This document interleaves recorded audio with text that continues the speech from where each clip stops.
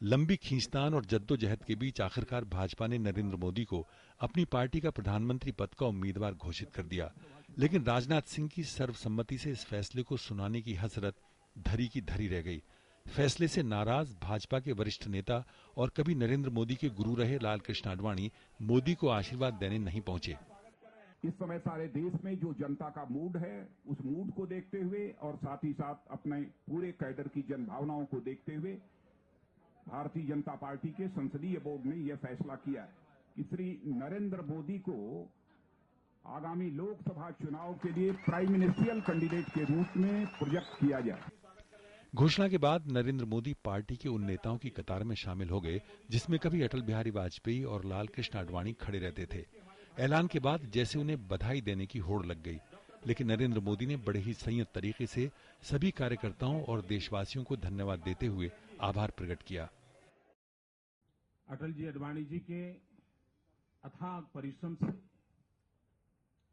वटवृक्ष बनी हुई इस पार्टी के लाखों कार्यकर्ताओं की शुभकामनाएं, राष्ट्रीय नेतृत्व के आशीर्वाद भारतीय जनता पार्टी को अवश्य सफलता दिलाएंगे और मैं भारतीय जनता पार्टी के कार्यकर्ताओं को, भारतीय जनता पार्टी के समर्थकों को ये विश्वास दिलाता हूं कि 2014 के चुनाव में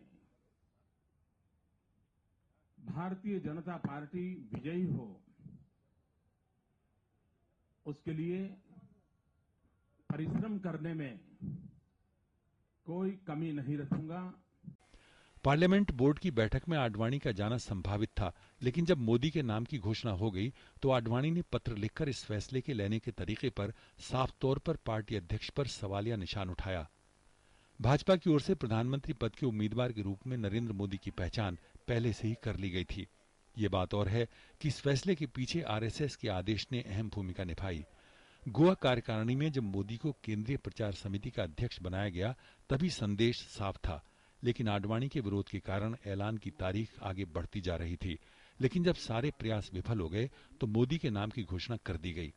लेकिन सवाल बरकरार है कि क्या अब भाजपा अटल और आडवाणी के युग से आगे निकल गई है या फिर भाजपा को इन नेताओं के बिना काम करने की आदत बनानी होगी। राजेश राज के साथ विक्रमजीत सिंह की रिपोर्ट, डीडी न्यूज।